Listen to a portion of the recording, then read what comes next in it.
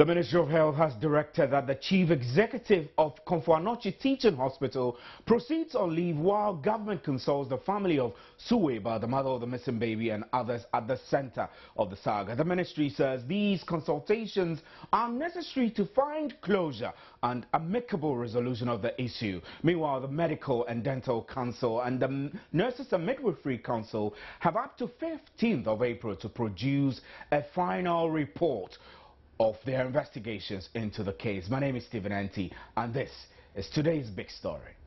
The council should submit their reports not later and recommendations not later than 15th April 2014.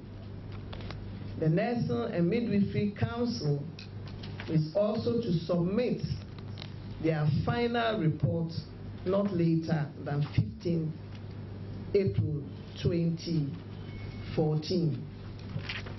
The midwife will be on indefinite leave until we receive the reports and recommendations from the council.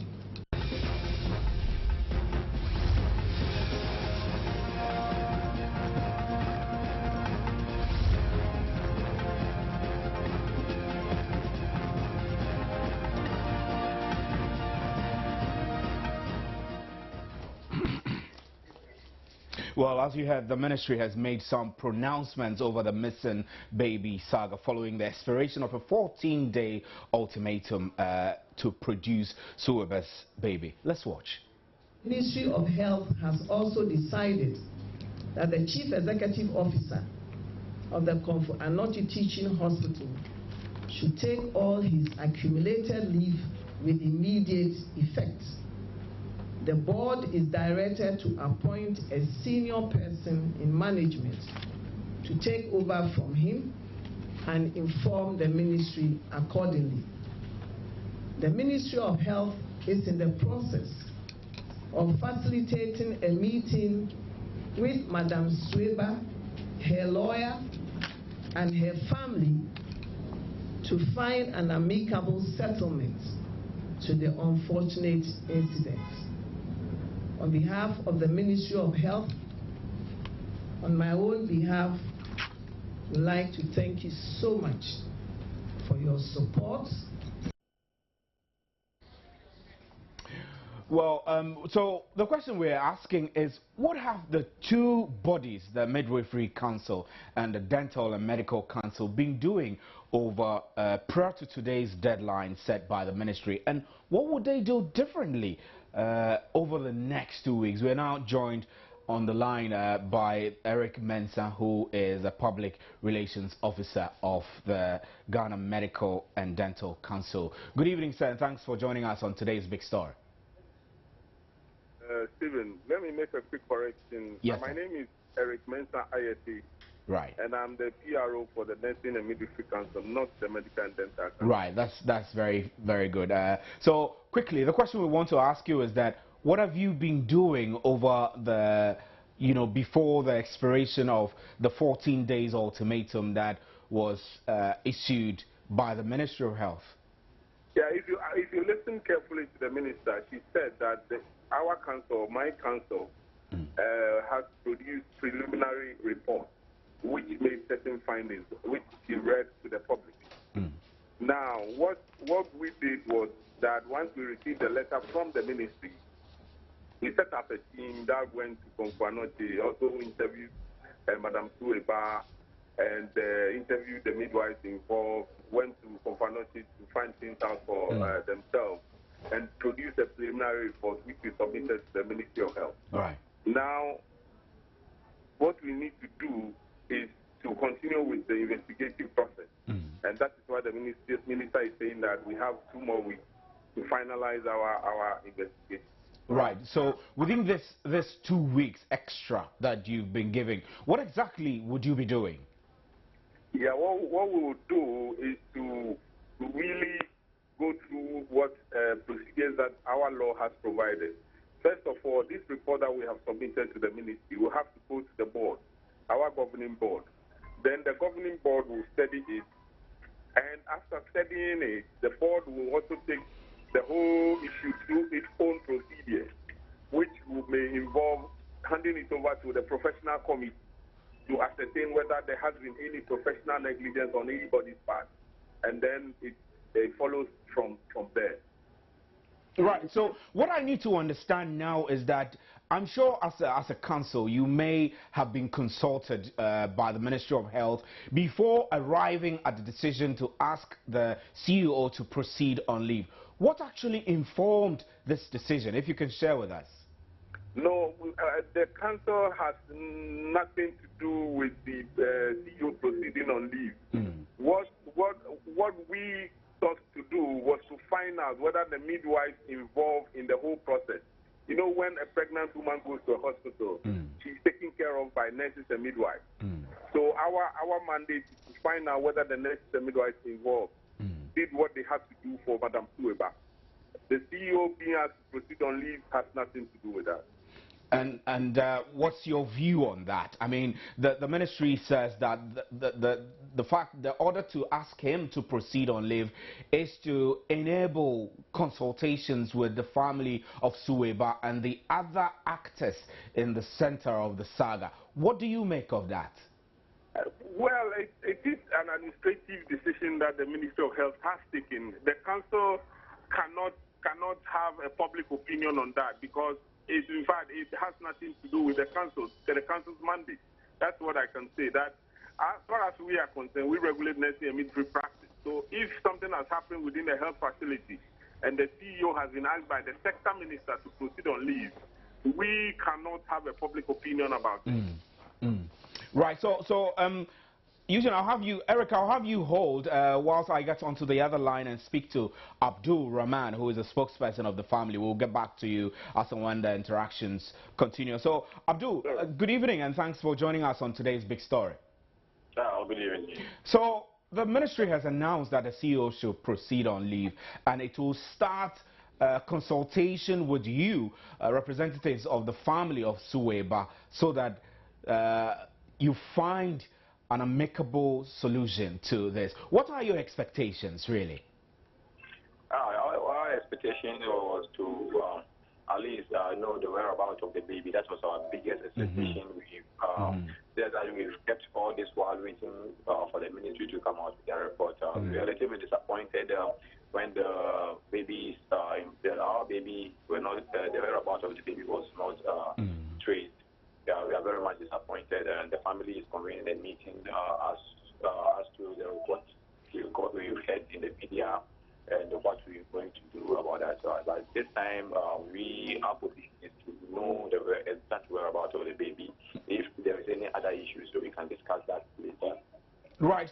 So, as it goes, as it's happening, it doesn't look like the hospital were able to find the babies, really. So, as your biggest aim was to find either the body or the baby, what happens? What happens if that expectation is not met? What will your family do? We have councils who advise us on what to do. We are trying to go to go to court after because this report which is out now is a little bit disappointing. So there is another 2 weeks, I know, for them to finalize everything. We hope within that 2 weeks, at least we know the whereabouts of the baby, either dead or alive, so that at least will give the family a little bit of comfort. You'll be surprised to come and see about now how traumatized she is when she got to hear that the baby still has not been found. So the whole family, everybody is down now, and it's a little bit emotional here. So let me put it this way. If baby is not found, you are telling us that your family is in consultation with your legal counsels to possibly go to court. Go to court for what? Sue? We're going to court to sue for professional negligence and other charges will come from the lawyers. But now the position of the family, the best position of the family is for professional and legal counsels to other charges. So really, you're not ready to back down on your demand. I mean, if there is no baby, it's court. Are you not willing to consider compensation, for example, because there've been discussions of consultations. We understand.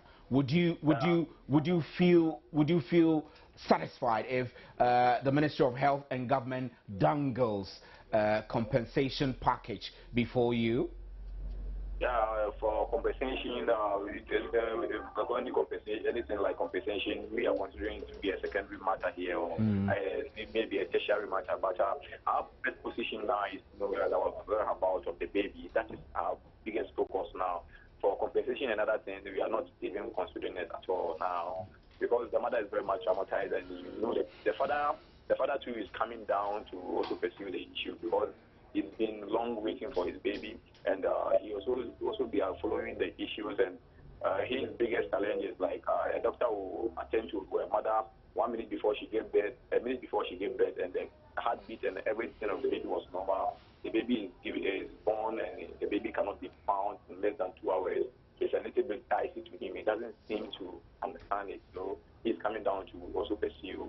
So he is the number one. He and the mother and the family are the number one biggest stakeholders now. We cannot take any decision for the father now.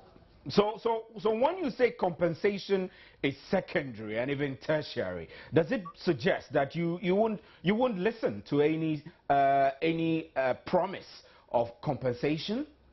Yeah, I can cite. This is the third time something like this is happening in our community. So we have a backpress. We have something. We have a position we are standing on. You know, in our community, the same thing happened, and later on the baby was brought out, and another one too. 6 months after the baby was brought out, all these things were involved. Confirmation was involved.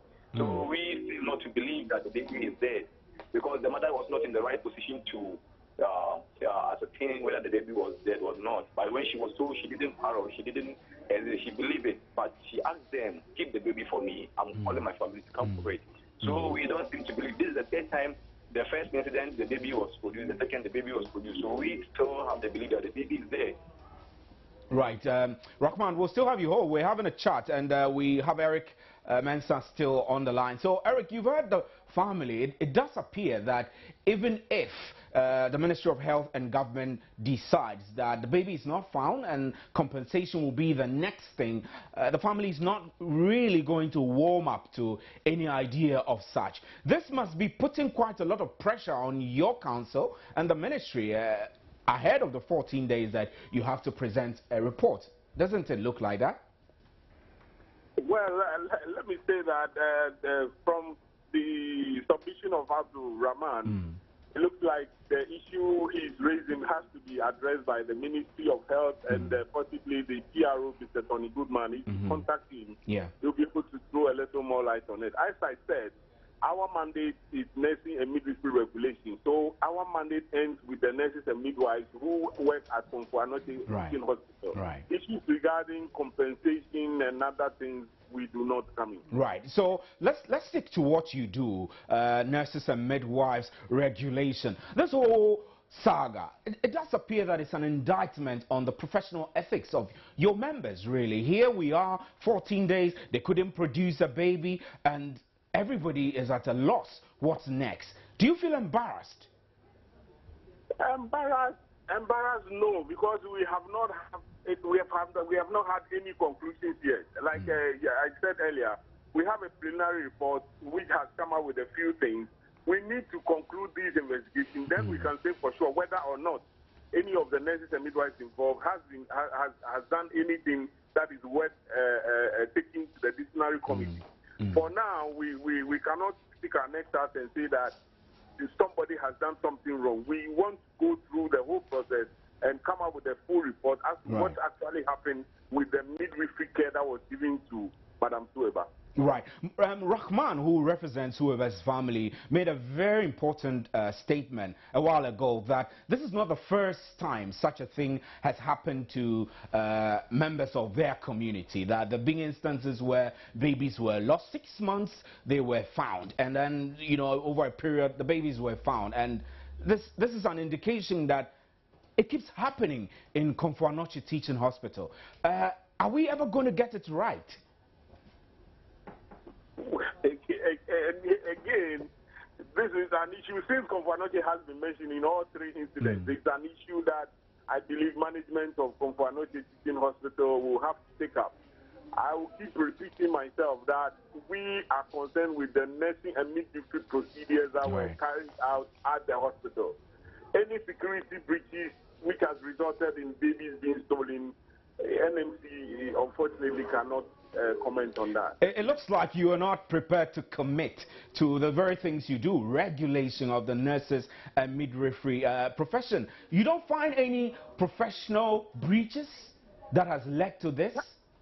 Stephen, that's what I keep saying, that we are trying to go down to that lane and find out whether some professional breaches. You know what? Let's create a scenario where in Joy FM, you have this interview we are having. You have finished the interview. You have a CD of it. It has to go to the library. You place it on your desk while preparing to hand it over to the library. You go out to answer a call or something. You come back. You cannot find the CD. This is not a media commission issue. This is not a DJ issue. It's about security breach within Joy FM. Right. Yeah, so the point is... So we are, my point is that now we want to find out whether in the delivery process, any midwife who worked on or attended to Suweba did something wrong. And we are saying that we have started the process. We need time to finish. Once we finish, then we'll be able to tell the public whether somebody did something wrong or not. Right. You understand? Right. So at the Komfo-Anokye, I agree with you. If it's 2-3 times, it's too many. So Komfo-Anokye has to find out why is it that this hospital is noted for babies being missing or babies being stolen. So that one, the management of Komfo-Anokye, I believe, are so concerned about it. If I heard right in their annual review program, that the CEO himself mentioned that the whole incident has made them to learn lessons from the whole incident, and therefore they are going to change their protocol. I believe that they have realized something. If they take the necessary steps to halt that trend, it will be in their own interest. We are concerned about the nurses and midwives who work there and what they did, whether wrong or right. Right. Before I let you off, I need you to give us an idea. You did mention earlier from the beginning of our conversation that the Minister of Health made reference to your preliminary investigations, etc. Within the period of the 14-day ultimatum. Can you share with us some of the leading pointers that came out of this preliminary investigation, so we can have a fair idea of how the next 14 days will be conducted by your council? Yeah, well, for instance, we found out that the storage facility where the babies were kept was inappropriate. All right.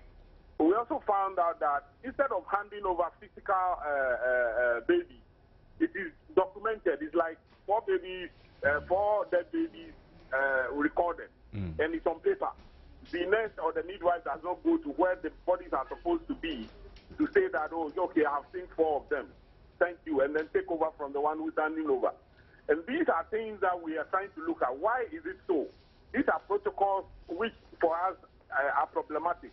Because if somebody is handing something over to you, we think that you should look at it, see it, even maybe feel it, and be sure that it is there. So that when you take over, you will say, for instance, that yes, I've taken over. You can answer any question about that issue or saying that you say you have taken over.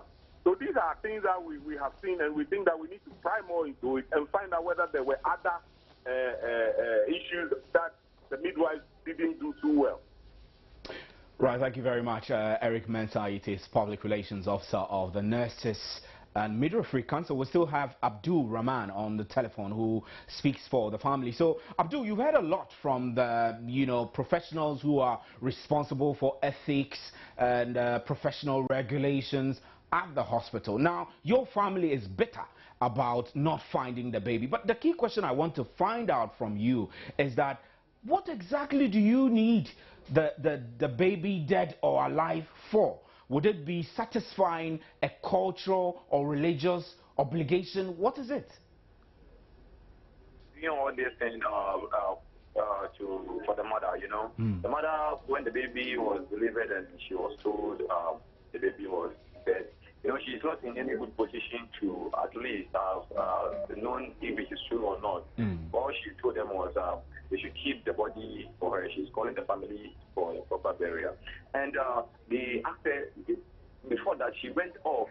You know, they didn't tell her immediately that the baby had died. She went off, and when she recovered, she had to ask for the whereabouts of the baby. And she was told the baby is dead, and she requested seeing the body. And I told her, "You want to see the body?" And she said, "Yes, okay. These are documents, some prints. Can you sign with some prints?" She told them she some prints. Some prints, and we bring the body to you. So, no, if they were watching her, we were going to bring the body. If they were watching her after some printing, it was then they told her that the body is nowhere to be found. At least they should have read what was on it for her to understand what she's printing. Understand me? So there is a lot of things we don't understand. We don't understand in this whole issue. Just as I said earlier, an issue like this happened 7 years ago in our same community, and 6 months after the line, the baby was brought to. And the same came to the same story. Like that very same day, the same thing happened. The woman came home. She delivered twins instead of twins. When she came home, she was told the boy at the spa. But later on, when there was pressure mount, because the mother requested to see the dead body before it was buried. It was then she noticed that it wasn't a baby. So it was later on when we went to the hospital to mount pressure on them. The baby was produced to them, and I can tell you, when you see the guys now, they are gone. So there are a lot of things in the same community right. like telling us that what I'm telling we don't believe it. Right. So you have said just now that this is purely emotional for the mother. But what I needed to establish was whether there are any religious demands as Muslims for you to find the body, the baby, dead or alive. If you could explain to us if there are any religious links, we'll get a fair understanding of why you would be insisting, even if compensations are dangled before your eyes, you will still be demanding for the baby, dead or alive. Yeah. Religiously, when any Muslim dies, we give it a proper burial in the Islamic way. And mother too told them that even if the body is trashed into pieces or it even can't be assembled, she needs the body for burial. So we are acting on the word of the mother and religious belief. We need the body to give it the proper burial because we don't cremate. Just as we are being told that the baby earlier on the baby was burnt, we don't cremate. We don't cremate at all. So we want to give the baby a proper Islamic burial. Right. You've made your point very clearly. So finally, I need to find out from you of after the Ministry of Health gave ultimatums to the various players in this, how often did they consult you in finally arriving at any decision they arrived today? Yeah, it was only the nursing and midwifery council who communicated with the family, and they invited us whereby they heard a part of the story, and they were astonished as to the story was. So apart from the nursing and midwifery council, nobody has contacted the family again. So you haven't been in touch with the Ministry of Health either? Nada the Ministry of Health. It's only midwifery and nursing council we have been in touch with since the news break. Right. So, I mean, I know that it's too early to ask you if your family is satisfied with the process so far, because there is some 2 weeks more for the various councils, the Dental and Medical Council and the Nurses and Midwifery Council, to produce a final report. But are you satisfied so far with how this has been handled up to this point? And are you hopeful that anything positive will come out of it? Yeah, we are hopeful something positive will come out of this issue because on the way the issue is a little dicey and the issue has been handled in a professional way. Asking the CEO to go on leave tells me nothing but there are some administrative lapses in the hospital which need to be corrected. So now the administrative part has been taken charge of. We need to know the corporate and the criminal prosecution also take place, and whatever comes, whatever the final verdict will be, the family will be very pleased. But for compensation, will never please the family than knowing the whereabouts of the baby. Either it was here or there, then we can't find it. That one will give us more peace than compensating us with money or something like that. We need to be at peace. We need to be at rest. Money can never bring us peace. So compensation will not satisfy the family. Will you tell us emphatically that you may go to court? Will you go to court if you don't find the body or the baby alive? Yeah, we'll be going to court. We'd have been in court long ago, but for the Ministry of Health ultimatum, we have to afford them the necessary respect due them. And today they've shown that they are working on the issue. They are not relaxed. And there's another 2 weeks to that effect. We are waiting to hear from that too. And for court is rest assured. We'll be going heading towards the court. Right. Thank you very much, Abdul Rahman. Abdul Rahman speaks for the family of Suwaiba, and like you heard, the family is contemplating going to court if the body, the baby, is not found dead or alive. My name is Stephen Ante. This is today's big story. We'll take a break. We'll be right back.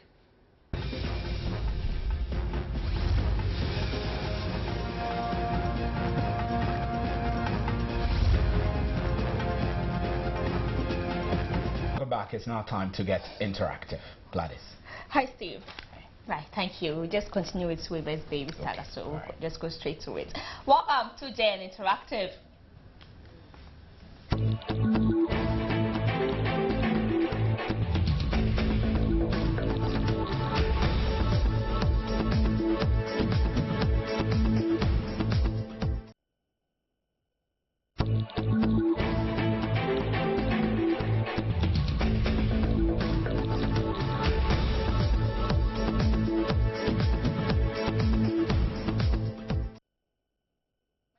Barima Osei Asare. So we continue with discussions on the Komfo Teaching Hospital baby saga. You can join our conversation via our social media platforms: facebook.com/joynewsontv, twitter.com/joynewsontv, at Twitter @joynewsontv. That's the first Twitter handle, and then you can also send to #JNInteractiveGH.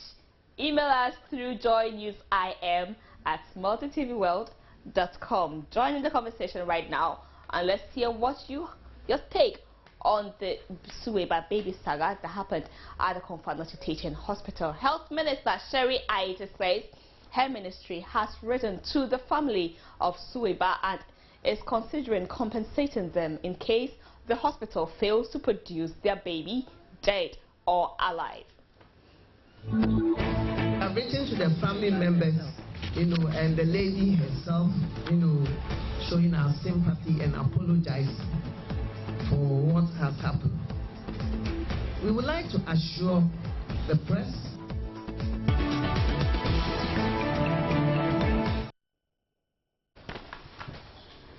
what compensation will be enough to make up for a baby? Let's see what you had to say on WhatsApp. So quickly, today we got on WhatsApp to find out. Amma says, there's nothing to compensate her with. There's nothing that can replace a child. Let them give her reasonable explanation to calm her down. That's coming from Amma Kwenua Jr. Samudini says, we need the baby, nothing else, period. That's coming from Samudini.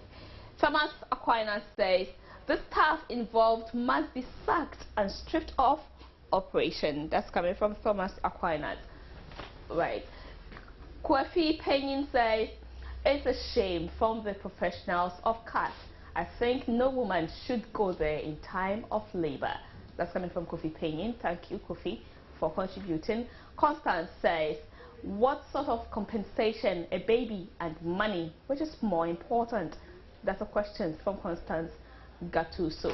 Thank you, Constance.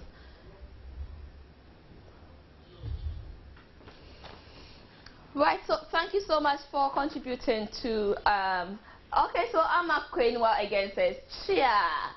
Anamala Uma says, no compensation will be able to wipe the tears of Suwaiba.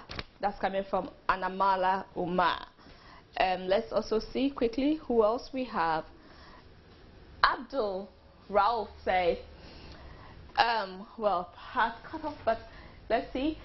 I don't think any settlement will be enough for Suwaiba. Who is going to do the compensation? Is it not a human rights thing? That tells us no material thing can stand the place of the whole human being. We need to get this involved, Saga, those who actually were involved in this saga should be punished to serve as a scapegoat to others. That's also coming from Abdul Rauf. Thank you for contributing. Stephen says, only God can compensate her, but the hospital staff must be sanctioned appropriately. That's coming from Stephen.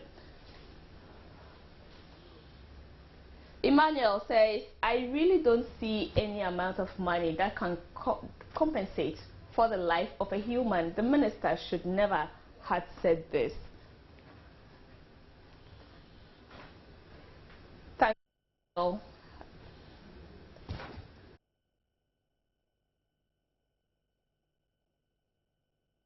Let's quickly take a short break here. When we return, we still continue with the Konfanoti Teaching Hospital baby saga.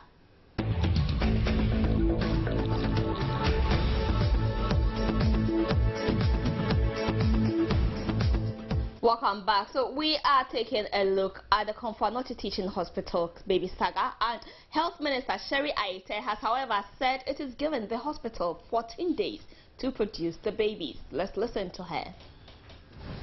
16 deliveries, 5 stillbirths. That means 30% of mortality is not acceptable. So what we have done, we have written to the CEO of Konfanoti Hospital, the board and members of Konfanoti Hospital, that they should account for 5 stillborn babies delivered on the 5th of February, including Madame Mumuni's baby. They should tell us the whereabouts of these 5 stillborn babies, the procedures of how they dispose of them, who collects them, where they are. So we are giving the Konfanoti Teaching Hospital 14 working days to tell us the whereabouts of all the 5 stillborn babies delivered on the 5th of February. Well, Madam Shariaite also adds that her ministry is going to set up a call center where people can conveniently call in to lodge their complaints on such issues. Establish a call center. You know, we are already working on the project, and the call center will be operating 24 hours. It's an electronic call center, and anybody can call, you know, to complain. This is first step. From next month, we will also issue advertisers notice in the newspapers, you know, advising the public on where to lodge their complaints. You know, when you go to hospital and you are not satisfied with the service that you received. Then the next one is we will also appeal to Ghanaians, because the only way we can make quality health care, become effective is we need the public. Assuming that everybody was silent on this, we will not be here.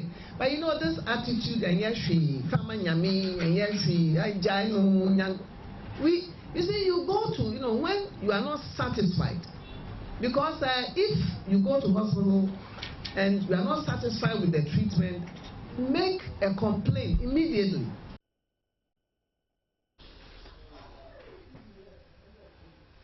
Right, we hit the streets to sample views on what compensation will be enough to make up for a baby. Let's hear what you people out there had to say about this. Thank you, Gladys. I'm here today on the streets of Osu, and in the next 10 minutes, I'm bringing to you sampled views on the opinions of possible compensation for Suwaiba. Is that the way to go? Oh, I don't think money can solve her problem.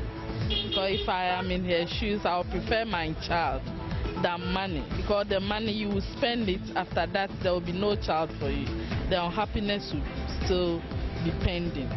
So with me, I don't think money can solve the problem, but money is good. I think they should try as much as possible to find a child for her. That will make her at least happy. seeing her child every day. It's better than they find the baby for the woman, because she preferred the baby more than the money. If they didn't see the money and compensate it with money, it will be okay. But the baby is important more than the money. Can I go?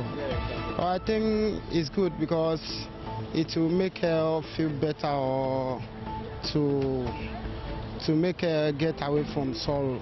Even it's not so easy, but I think that is the best way. It will help her to forget about little certain things, and it will make her happy a bit. The child is very important than the money, but in everything, money also help us in some certain ways to solve our little problems. So I think that is also good. I don't think giving out money or compensating her with money is the right thing to do. It wouldn't bring back the child. The pain that is in her will still be in her. Rather, they should just preach the gospel to her to understand. But, well, anything small can do. As for me, compensation is not the first thing. You know, when somebody gives birth, the person wants to know. You know, it will give the person some measure of closure. So to me, I think what is important to that lady now is the closure that she should have to enable her to move on. So even no matter, no, I'm just trying to put myself in her shoes.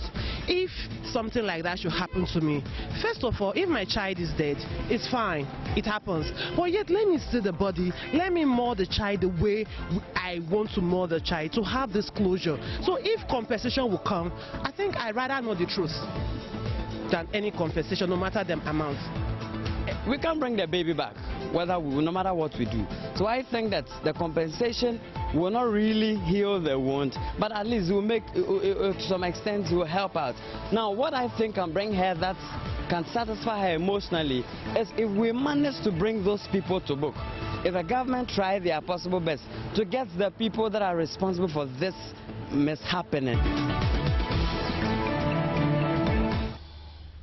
Right, so those are some of your opinions expressed on our streets. We quickly cross over to our Shanti regional correspondent, Nuruddin Mohammed, who will give us an update of what exactly is happening after the minister actually suggested compensation. Hello, Nuruddin.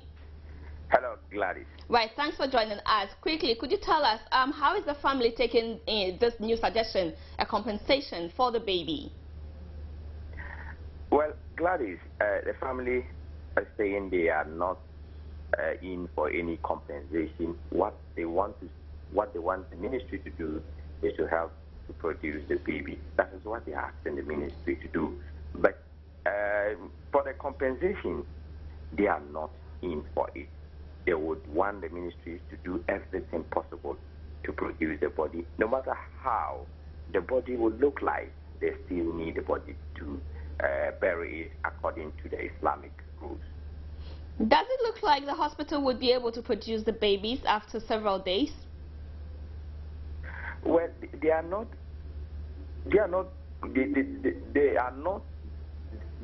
don't, I mean, actually want to hear whether the hospital will be able to produce the baby or not.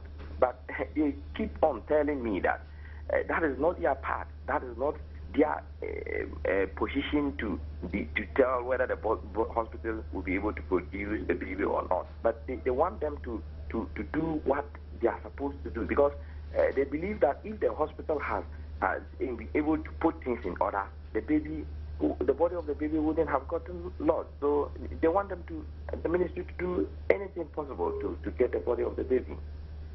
I see. So in the case where I would want to believe that because the ministry is foreseeing the hospital's inability to produce the baby dead or alive, that is why this new suggestion could be coming in, the compensation. So in the case where that cannot be, what do they really intend to do? Well, you remember some time ago the family kept on telling us that they are going to proceed to the law or to seek redress to this particular issue, and that is what they are saying. They are saying it could happen if the ministry is not able to get to the bottom of this matter. They might go ahead to seek legal redress to this particular issue. Okay, did you also try to find out from them if they go to court and the same compensation is suggested to them, would they then accept it from the court? They say when they get there, they will know what to tell us. They will know what to do next when they get there. That's what they have been telling me. But gauging the whole atmosphere, the community, how are they also taking in this new dimension?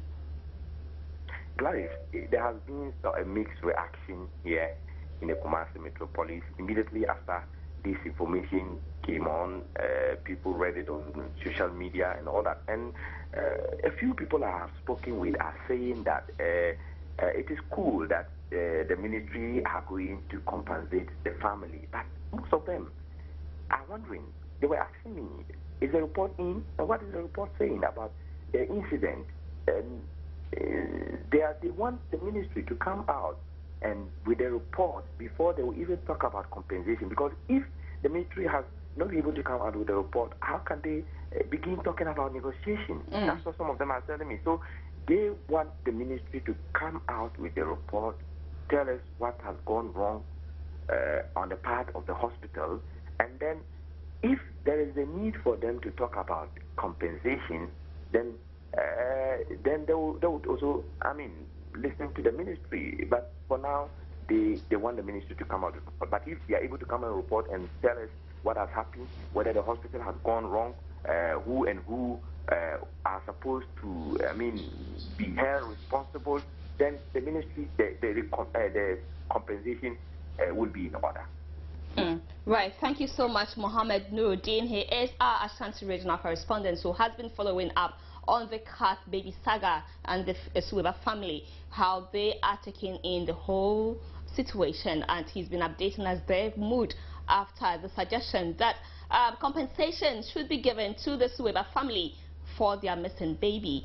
Right, thank you so much. Let's quickly get on Facebook and see what some of you have also been expressing there. So quickly, I'll just go straight. So David Tinkran says, why always targeting wrong people? I would like to know if it was the CEO who delivered Suweba, where was his presence before, during and after the show? Unless we say things are being hidden from us, what's his direct link to the case? Kindly educate us on it. I think the nurses should be made to serve Suweba for about 18 years because no amount of money can compensate her.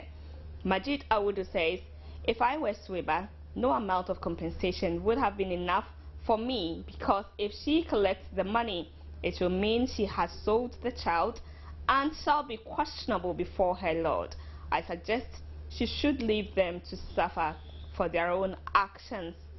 Amudi Divine says, they should come out and tell us they sold the babies and stop all this azar.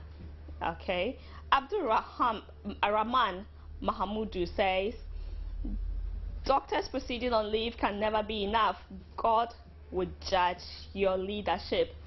Seidu Anna says, if Suweba should be compensated, then people should be punished more than leave.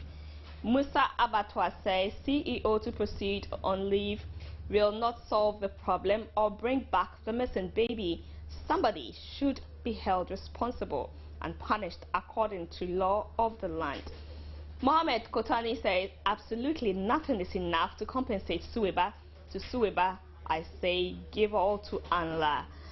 Samora Owusweje says, there's too much carelessness and pressure on our so-called big hospitals. Government should upgrade other regional and district hospitals so that there will be less pressure on them.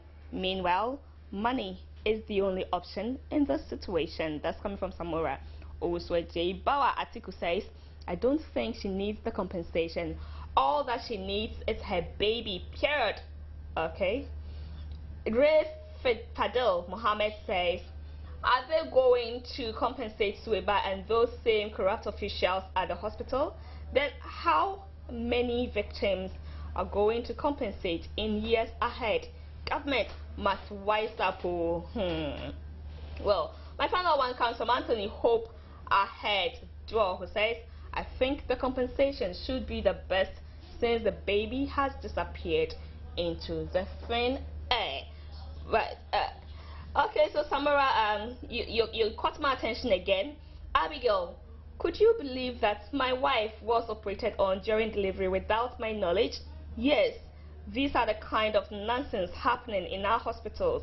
Some of the midwives and nurses don't respect at all. People should be sacked at CAT. Are you okay? Samara, are you trying to tell me that this happened at Konfanosi Teaching Hospital? And I'd really want you to tell us if it happened there, so we followed that up too, because we all have a right to what happens to our bodies and our relatives and whoever. So once we have a right over it, we need to know. So please let me know. But my name is Gladys Osei Asare, and thanks so much for contributing to Interactive. Steve, what are we looking forward to? Well, coming up on News at 8, the board chairman of the Ghana Post has revealed how massive corruption and mismanagement have together contributed to the current sorry state of the company. The board chair, who appeared together with the current managing director, says the company has been unable to find its feet after it was made to pay out a whopping 1.845 million Ghana cedis in judgment debts. We also were telling you about the Media Foundation for West Africa, which together with its partners is appealing to government to make the internet accessible and affordable to all Ghanaians, particularly the rural folks, to enable access to information easily. And so we'll bring you the details of it during News at 8 right here on Joy News on Multi TV. And my name is Steve Nanti. Thanks for staying with us here on today's big story. My name once again is Gladys Osei Asare. We are grateful. Good evening.